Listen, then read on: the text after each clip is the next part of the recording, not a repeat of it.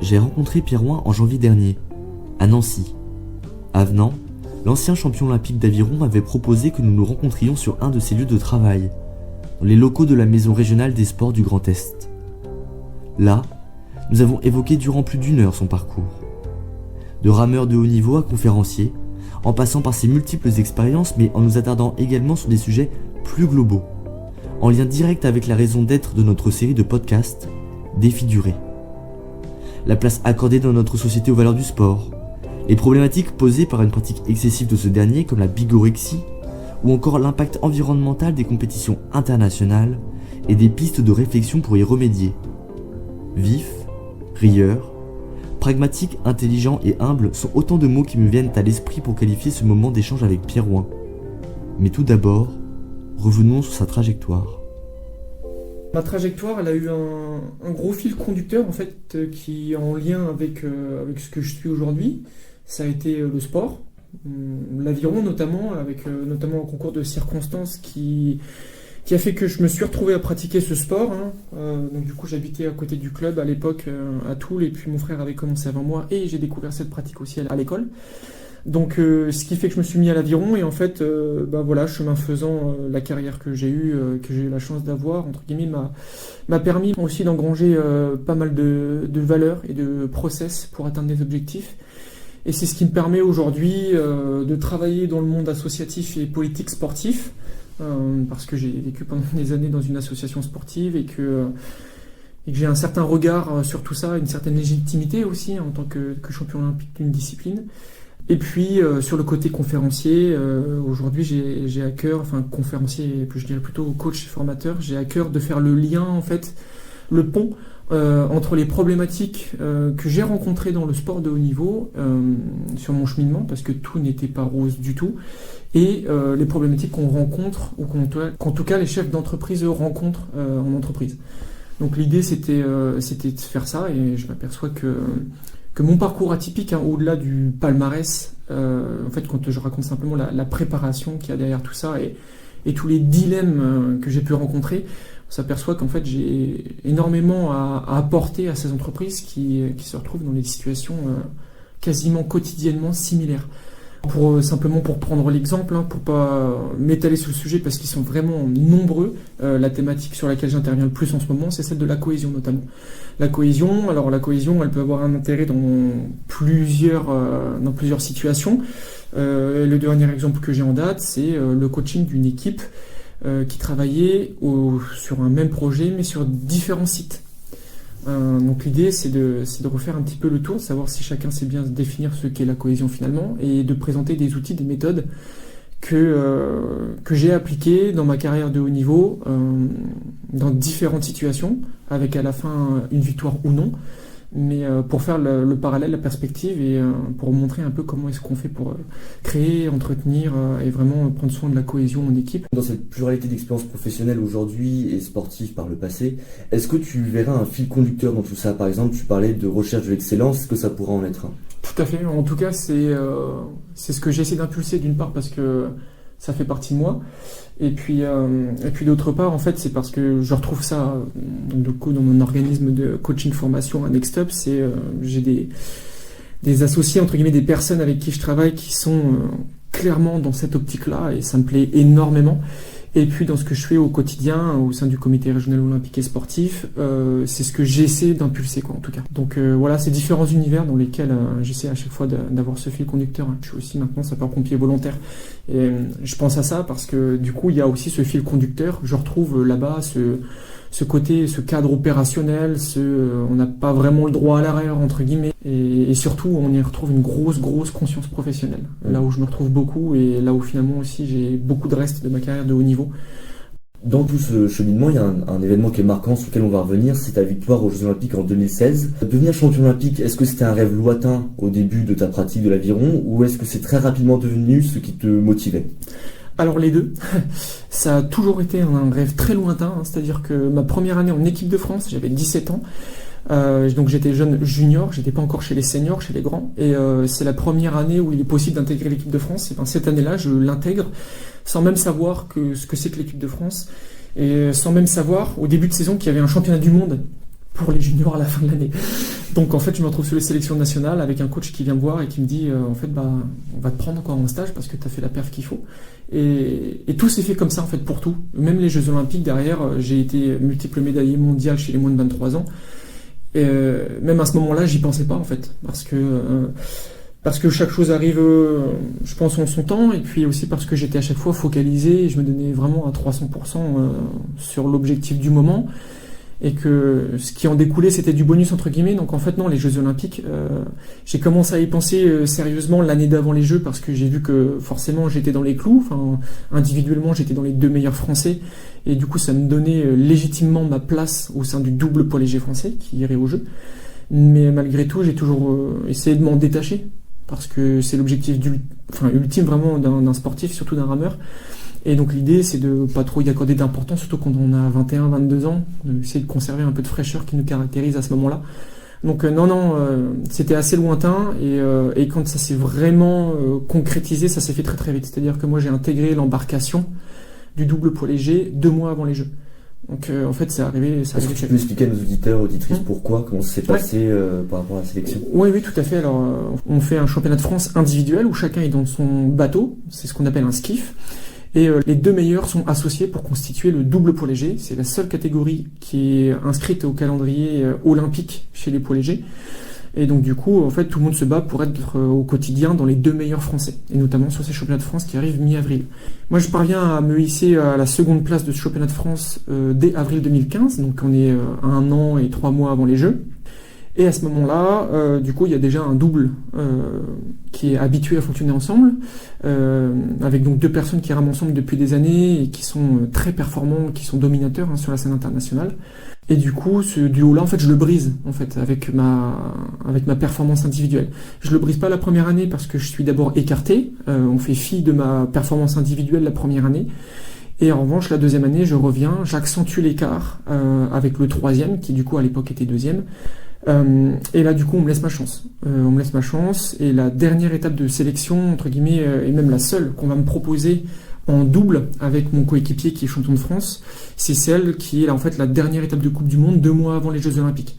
Et donc c'est là où finalement on nous laisse la chance de nous préparer ensemble. Et l'idée c'est donc de remporter cette Coupe du Monde et de le faire avec le plus gros écart jamais enregistré par le double poids léger français sur la scène internationale.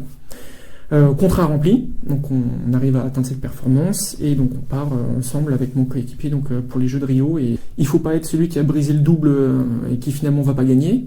En plus de ça, c'est ma première compétition avec quelques millions de téléspectateurs, avec des dizaines de milliers de spectateurs sur place. Enfin, c'est un tout qui fait que finalement c'était une certaine pression, mais j'ai la chance aussi d'être bien entouré, notamment par mon collègue du moment, Jérémy et Azou, qui m'a fait quand même beaucoup garder la tête sur les épaules et puis aussi beaucoup relativiser pour qu'on puisse produire justement le meilleur de nous-mêmes à l'instant voulu, quoi. Comment tu caractériserais votre duo avec Jérémy Azou? Je le caractériserais comme un duo intergénérationnel. C'est-à-dire que avec Jérémy c'était assez particulier dans le sens où il était pas beaucoup plus vieux que moi, mais on avait quand même 5 ans d'écart en aviron, c'est plus qu'une génération de rameurs, hein. Donc du coup, ce qui faisait que moi, Jérémy, je l'avais en poster dans ma chambre, en fait, quoi. Donc on est passé par toutes les phases. C'était d'abord une idole qui ne me connaissait pas. Ensuite, ça a été un concurrent. Ensuite, c'est devenu un partenaire d'entraînement. Et puis après, ça a été un ami. Donc ça a été un peu un cheminement particulier, mais intéressant. Donc les 2 mois de préparation se passent. Les Jeux Olympiques arrivent. La demi-finale se passe et vous arrivez au jour de la finale. Est-ce que tu peux nous raconter cette journée? La course en tant que telle, en tout cas. Ouais, on va faire un mot sur le début de journée parce qu'il est assez typique chez des rameurs poids légers, c'est-à-dire qu'on doit se peser en fait. Chaque jour de course, on a un poids à respecter. Pour la petite histoire, c'est 70 kg de moyenne dans l'équipage pour nous. Et donc on faisait à l'époque 70 kg chacun. Personne ne se compensait puisqu'on avait la possibilité de le faire. Et en fait, du coup, forcément, le matin, on se lève, on se pèse. On n'a rien mangé depuis quelques mois. Et en fait, ça doit nous servir à savoir si on peut prendre un petit déjeuner ou pas. Accessoirement, c'est pas du luxe le jour d'une finale olympique, surtout sur un type d'effort comme le nôtre. Là, on se pèse et on se rend compte qu'on est tous les deux à 70.0, sans la combinaison, qui pèse mine de rien 200 grammes chacun, donc qui rajoute 400 grammes dans le bateau. Donc ça veut dire qu'en fait, en moyenne, on est à 72. Donc compliqué, du coup ça fait qu'on mange pas, ou j'ai le souvenir moi de manger une demi-barre de céréales, enfin quelque chose qui je sais ne me fera pas de prendre de poids sur l'instant, qui pèse moins de 50 grammes.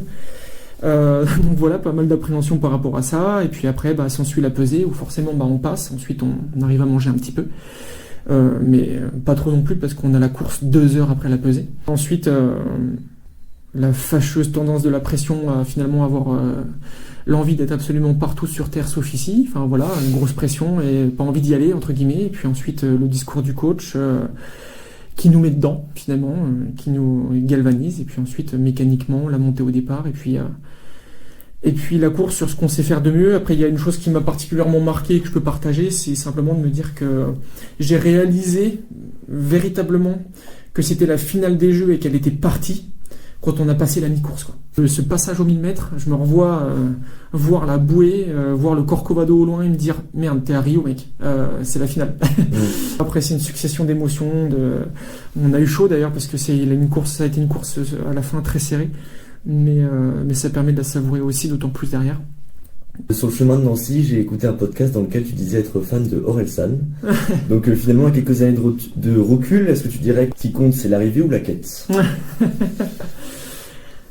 C'est toujours un peu le dilemme, c'est-à-dire que c'est un peu bateau de dire que c'est la quête. Évidemment, le chemin est ce qui est le plus beau pour plusieurs raisons. Déjà, c'est ce qui dure le plus longtemps, c'est ce qui nous construit au quotidien, c'est ce qui est le plus enrichissant du coup. Malgré tout, l'arrivée, quand elle est belle, permet derrière aussi de construire de belles choses. Moi, d'être champion olympique aujourd'hui, ça a littéralement changé ma vie.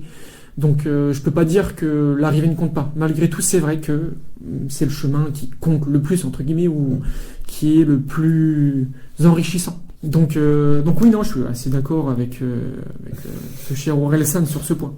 Par rapport à la retraite de Jérémy Azou, suite à cette dernière, tes résultats ont été considérés relativement comme en deçà. Comment est-ce que tu as vécu cette période?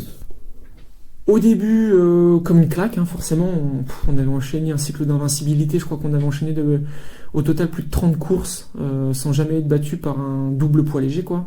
Et donc c'était presque devenu une habitude, entre guillemets, même si on n'avait pas forcément coutume à s'habituer à gagner, mais j'entends par là qu'on se remettait toujours en question, quoi. Mais bon, malgré tout, c'est bizarre de repartir d'un championnat du monde et de voir la finale sur la berge. C'était un peu compliqué quand même au début. Et puis bon, j'étais dans cette logique de reconstruction, je voyais ça aussi comme un défi, donc finalement on retourne au charbon dans la foulée. Et puis dans la foulée, le problème c'est que moi je m'entraîne de plus en plus. Je pense que je me mets beaucoup la pression aussi pour tirer entre guillemets cette embarcation vers le haut, comme pour être un peu à la hauteur de l'héritage de ce que nous avait laissé Jérémy. Un mal pour un mal, entre guillemets, c'est-à-dire que je me fais mal et sans pour autant que ça se ressente sur la perf collective. Voilà, on n'a pas réussi derrière à reconstituer un équipage, alors que j'ai quand même essayé 3 équipiers différents, hein, mais on n'a pas réussi à reconstituer un équipage véritablement capable d'être d'aller chercher une médaille en fait, hein. Ni plus ni moins. On va pas se mentir que c'était les objectifs ont décliné avec le temps. À la fin, on cherchait juste à se qualifier pour les Jeux, mais bon, c'était caché la véritable ambition du double poids léger, qui était celle en fait de revenir fouler les podiums. Donc forcément un peu compliqué à vivre, et puis avec ce changement de coéquipier aussi, cette remise en question permanente. Bon, il y a eu des moments du coup plus ou moins difficiles. Et puis les moments difficiles, eux, étaient de plus en plus difficiles. Et en fait, à la fin, il y a eu 2 choses. C'est que déjà, d'une part, je ne me reconnaissais plus. Hein, c'est-à-dire que je pratiquais plus l'aviron, j'étais plus le jeune insouciant, je prenais plus autant de plaisir dans ma pratique. En fait, je croyais plus au projet, quoi. À la fin, voilà, j'étais pas vieux, hein, mais j'allais avoir 27 ans. On se pose la question un petit peu de, finalement, notre retour sur investissement, quoi.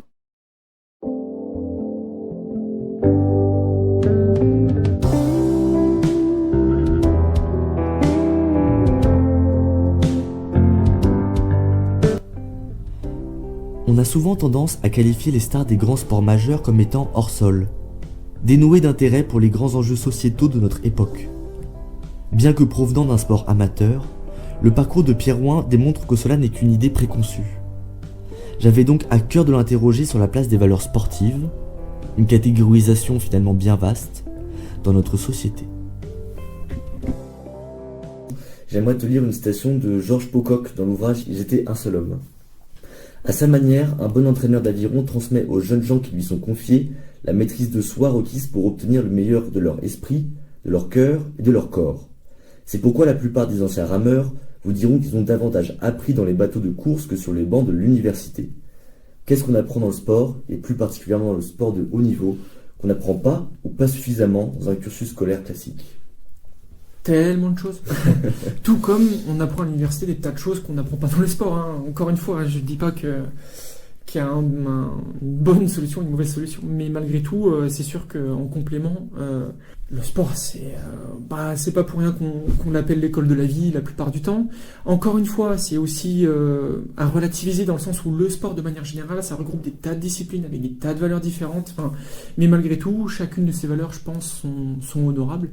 Le problème en fait avec les valeurs et le sport et la manière dont on les perçoit, c'est qu'on associe toujours le sport et notamment le sport de haut niveau à la compétition. C'est vrai, certes, c'est inhérent. Je veux dire, le sport de haut niveau, c'est la guerre sans les armes. C'est clairement, on est d'accord. Mais il y a des tas de choses qui gravitent en fait autour de ça. Et ça, c'est ça qui est intéressant en fait. C'est que oui, ok, le sportif de haut niveau va être un compétiteur dans l'âme. C'est important en termes de valeur. Quoique, ça dépend de la personne finalement qu'on a envie de devenir. On n'a pas forcément envie de monter une boîte, d'écraser tout le monde entre guillemets, et puis d'être performant dans un business. Donc encore une fois, je trouve ça chaud de dire objectivement être un compétiteur, c'est une qualité parce que ça dépend de la personne qu'on veut être. Mais malgré tout, il y a des tas de valeurs qui gravitent autour de ça, quoi. Enfin, quand on sait ce qu'il faut faire pour être bon, pour être compétitif, on apprend à travailler en équipe, on apprend à être solidaire, on apprend à avoir la tête sur les épaules, on apprend à savoir ce que c'est que la préparation, on apprend à savoir ce que c'est que le mérite, on apprend des tas de choses comme ça, et surtout, et encore, je parlerai pas des effets sur la santé, des réflexes moteurs et compagnie, mais simplement en termes de valeurs, la poursuite d'un objectif, le fait de devoir s'en donner les moyens, et ça c'est propre à tous les sports, peu importe les valeurs, peu importe, si on ne pratique pas, on n'est pas bon, quoi.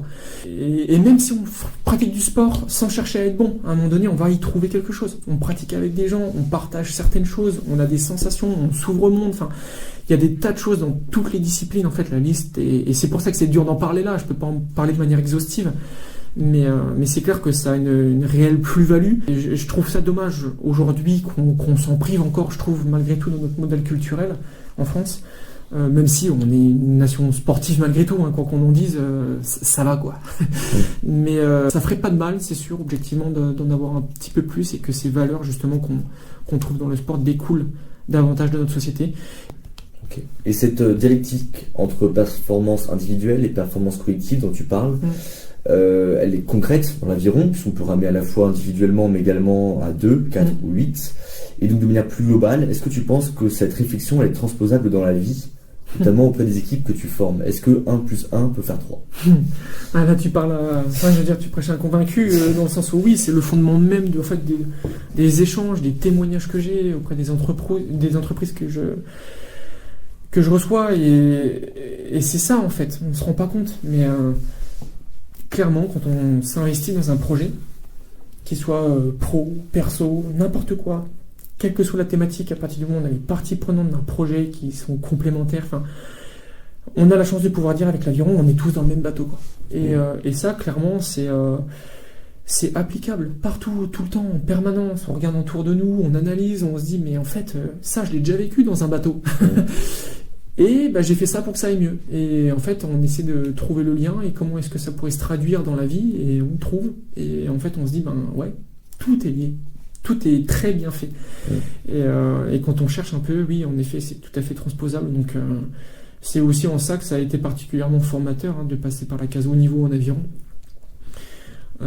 C'est que justement, on prend conscience ou pas de ces choses-là. C'est-à-dire que je dis pas que c'est parce qu'on a pratiqué l'aviron à haut niveau qu'on a conscience de ces choses-là. Il faut aussi à un moment donné avoir du recul sur ce qu'on a vécu. Voilà, je dis ça parce que tous les rameurs, toutes les rameuses qui ont fait du haut niveau ne seront pas capables de faire le lien entre justement ces situations qui ont été les leurs, parce qu'elles ne les ont pas analysées l'instant T, et les situations que rencontrent les gens dans leur vie personnelle et professionnelle, parce qu'elles ne prennent pas non plus le temps de les analyser, et dans tous les cas, elles ne peuvent pas faire le lien. Tout comme on ne pourra pas dire, et ça je me bats un peu contre cette image, entre guillemets, malheureusement, mais on ne peut pas dire que tous les sportifs de haut niveau sont des gens rigoureux. Ça aussi, c'est faux. Enfin, il y a comme ça, il faut pas tous nous mettre dans le même sac. Hein. Moi, j'ai vécu avec des tas de sportifs de haut niveau qui, non, n'étaient pas rigoureux, quoi. Qui avaient un bagage naturel qui leur permettait de témoigner d'une certaine performance pour être inscrits sur des listes de haut niveau. Mais malgré tout, c'était pas... bon, ils étaient peut-être plus rigoureux que la moyenne des gens, entre guillemets, mais malgré tout, c'était pas un truc qui les caractérisait, quoi. Et encore. Donc voilà, je dis ça, je me suis un peu perdu, mais, mais tout ça pour dire que oui, il y a un lien forcément entre ce que j'ai vécu dans la constitution de groupe et en bateau et dans la vie de tous les jours aujourd'hui et en entreprise, mais que tous les sportifs ne peuvent pas non plus faire le lien. Enfin, il faut avoir envie de s'y attarder, il faut avoir envie de déceler tout ça, quoi. Je me rappelle de mon coach qui me disait qu'un bateau avance toujours à la vitesse du plus lent de ses membres. Est-ce que ça, c'est également quelque chose que tu as retrouvé dans le monde de l'entreprise? Je trouve que c'est quelque chose qu'on retrouve dans le milieu de l'entreprise, mais c'est encore plus accentué. Parce que je pense pas que ce soit vrai en aviron à 100%, entre guillemets. Il y a une part de vérité, enfin, d'accord, mais c'est compliqué parce qu'en fait, en bateau long, enfin, en bateau collectif, c'est qui le plus lent, en fait?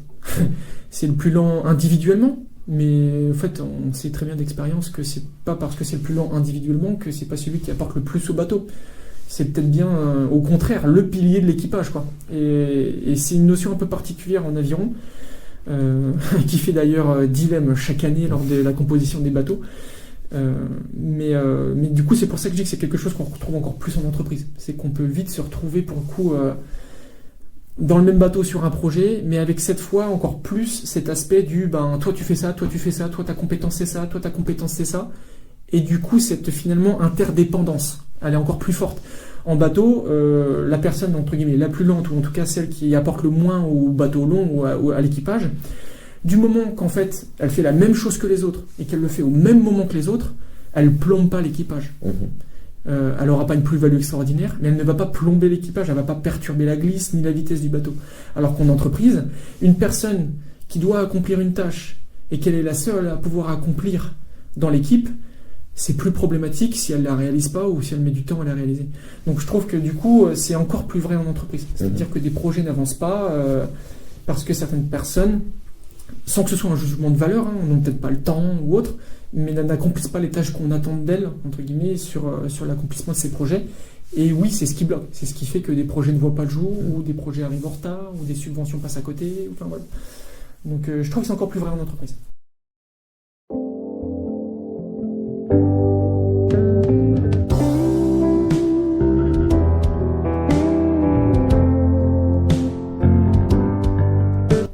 Durabilité et sport.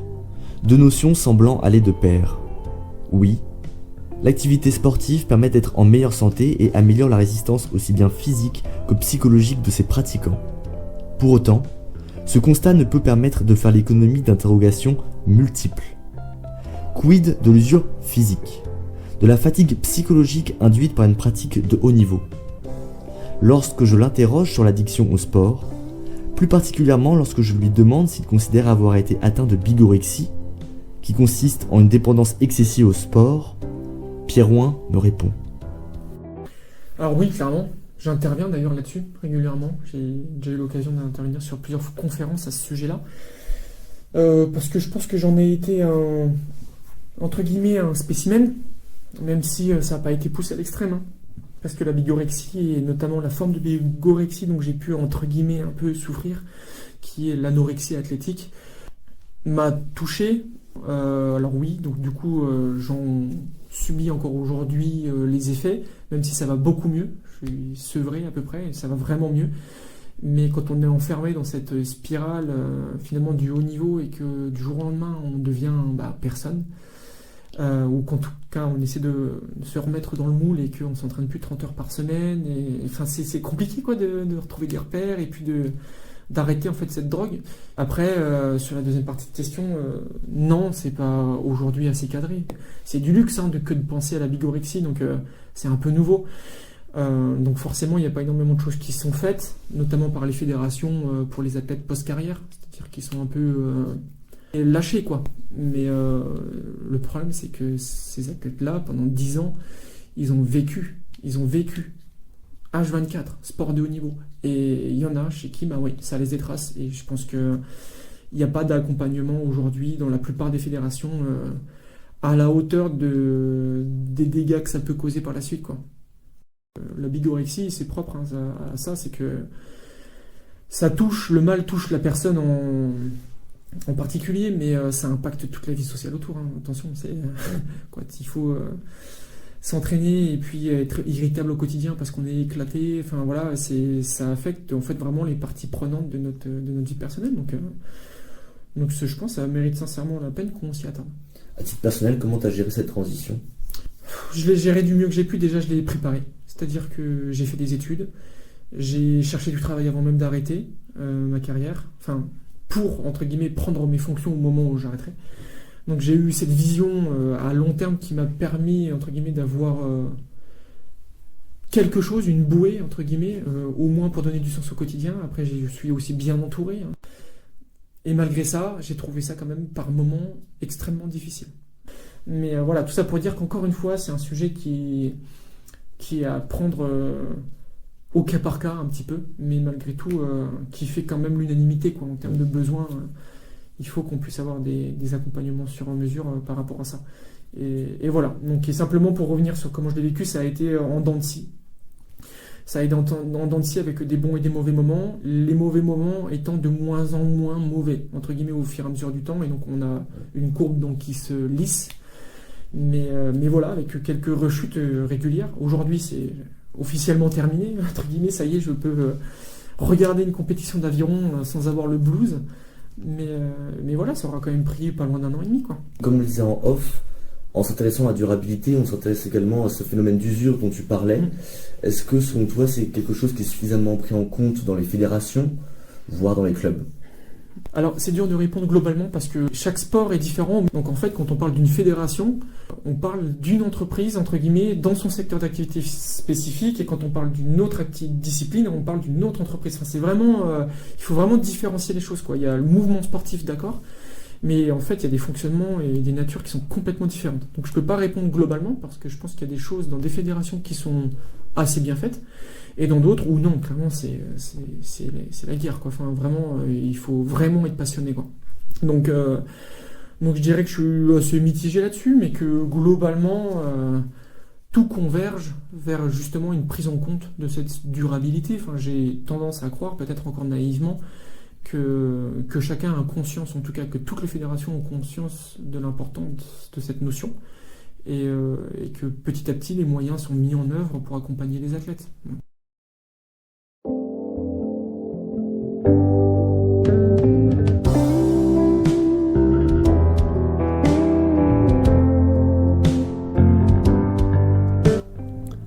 Tout sport induit un rapport particulier à l'environnement dans lequel il est pratiqué.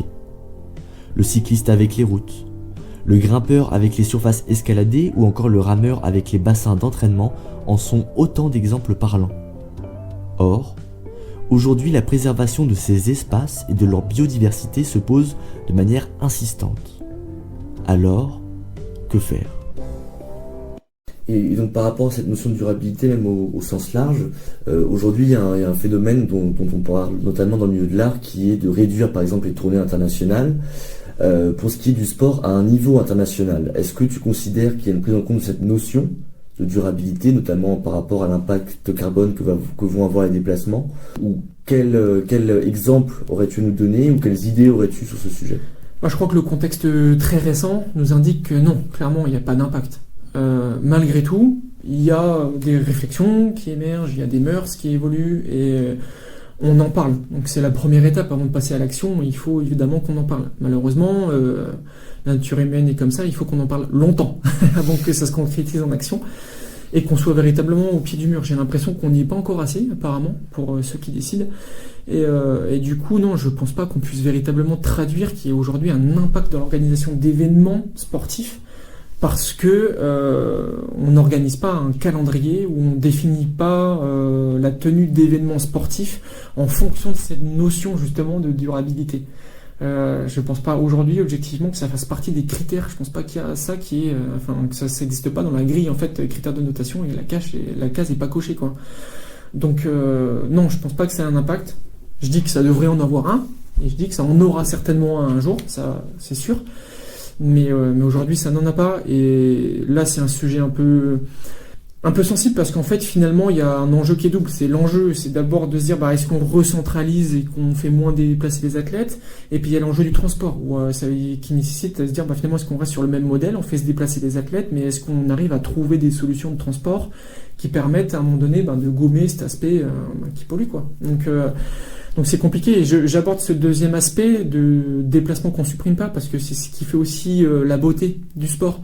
C'est ce que les athlètes aiment aussi dans leur vie de sportif de haut niveau, c'est de se dire, moi je suis fier d'être devenu champion olympique à Rio, au Brésil, c'est ce qui nous fait voir du pays à un moment donné, c'est ce qui nous fait voyager, c'est l'une des choses, c'est pas pour ça qu'on fait du sport de haut niveau, mais c'est l'une des choses à un moment donné qui nous épanouit aussi en tant qu'athlète. C'est de parcourir le monde, de découvrir des cultures, des civilisations, des sites exceptionnels. Ça fait partie pour moi de la construction du sportif de haut niveau. Alors elle n'est pas nécessaire, je dis pas si demain on recentralise tout, ce sera plus une bonne chose qu'une mauvaise. Évidemment, l'intérêt environnemental passe bien avant tout ça. Mais malgré tout, c'est vrai que dans un monde idéal, on arriverait à trouver des solutions de transport qui permettent de justement ne pas limiter les athlètes justement, et aussi les villes qui en vivent de ces événements, qu'on puisse éviter de limiter tout ça. Mais c'est sûr que non, aujourd'hui il n'y a pas véritablement d'impact, ou en tout cas pas à ma connaissance. Peut-être qu'il y a des disciplines qui en prennent déjà compte, mais j'en ai vraiment pas connaissance. Et selon toi, limiter le nombre de ces compétitions par an, ça serait une piste de réflexion ou pas? Oui, tout à fait. Alors ça, on en entend parler, oui. Oui, ça peut être une solution, une forme de transition un petit peu. Forcément, quand on a des sports qui ont 15 Coupes du Monde dans l'année, de passer à 10, ça peut être une manière de les habituer à en avoir un peu moins, pour ensuite en avoir encore un peu moins, puis... Bon, après, on transforme le sport, quoi. C'est différent. Entre avoir 15 Coupes du Monde et en avoir in fine 6 ou 7, ça change tout, on se rend pas compte, mais ça change tout, vraiment. La préparation, la psychologie, c'est tout un modèle qu'on modifie. Donc, c'est à prendre en compte. Encore une fois, je dis pas que c'est une mauvaise chose, mais c'est à prendre en compte. Et malgré tout, oui, c'est des choses qu'on entend, qui sont sur la table et qui sont, pour le coup, là, à portée de main. C'est réalisable, quoi. Je veux dire, le seul impact négatif, entre guillemets, c'est pour le sportif, quoi. Mais... si ça permet à un moment donné d'être envisagé comme une solution à impact, je pense qu'il ne faut pas s'en priver.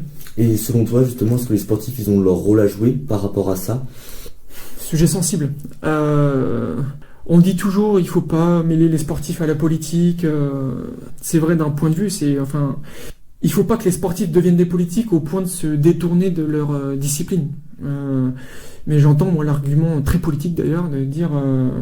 laissons les sportifs pratiquer leur discipline, ils sont pas là pour faire de la politique, c'est vrai. Mais à un moment donné, on a le droit aussi d'avoir nos avis. On pratique, nous on est pour le coup interne, quoi. On vit le truc.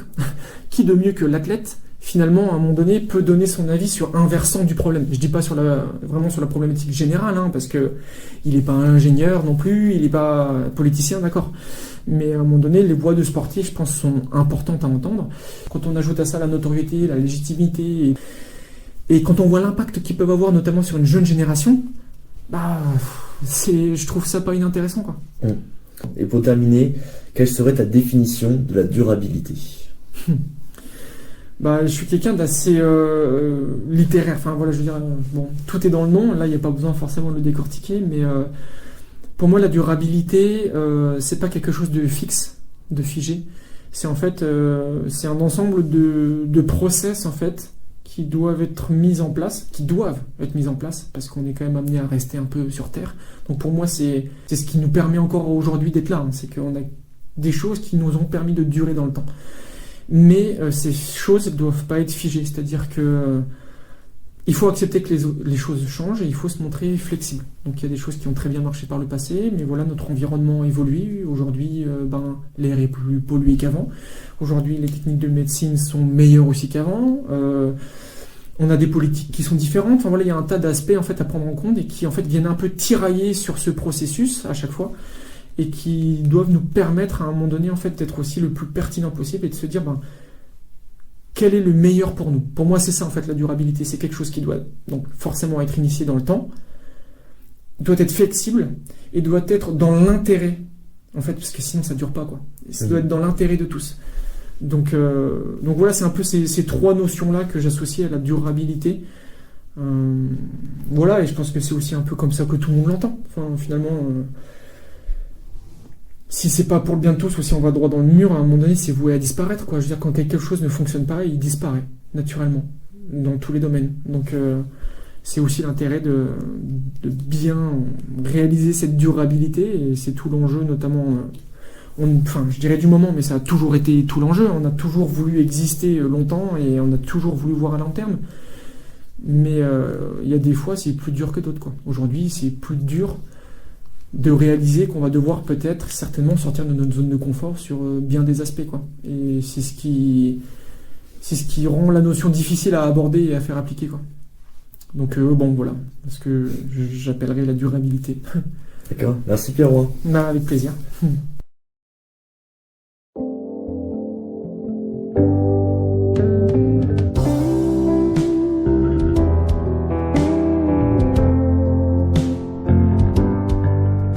Finalement, au moment de conclure ce podcast, plusieurs constats se dressent face à nous.